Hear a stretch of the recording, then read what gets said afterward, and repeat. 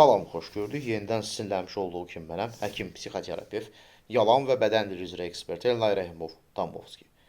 Bəy pasientlərimin verdiyi suallara əsasən davam edirəm. Sual olunur ki, aşırı obyektiv səbəblər olmadan qısqanc qadınların qısqanclıqları altında yatan səbəblər hansılardır?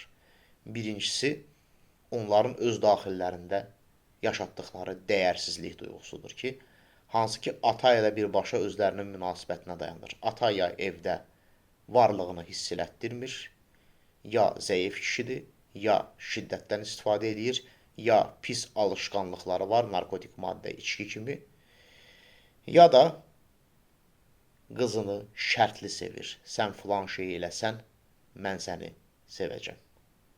Belə durumda onlar öz daxillərində dəyərsizlik duyğusu yaşadırlar. İkinci səbəb ciddi psixoloji pozuntudur ki, buna paranoid pozuntu deyilir.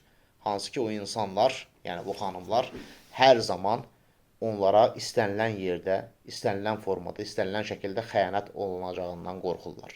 Bu, yeri gəlmişkən kişilərdə də ola bilər. Və nəhayət, üçüncü səbəb, bu çox önəmli səbəbdir. Qadınların özləri də xəyanət içərisindədirlər. Sadəcə bu xəyanəti ört-basdır eləmək üçün digər tərəflərdə dəlil toplayırlar ki, vaxtı çatanda, özlərinin xəyanətlərinin üstü açılanda onları günahlandıra bilsinlər. Daha doğrusu öz sevgililərini, öz həyat yoldaşlarını, yəni bəy həyat yoldaşlarından söhbət gedir. Desinlər ki, bax sən də filan şey eləmişdin, sən də filan qıza baxmışdın, bəhmən qızla birlikdə olmuşdun. Yəni, aşırı qısqanclıq varsa, yəni bu hallara diqqət yetirilməlidir. Diqqətinizə görə minnətdaram.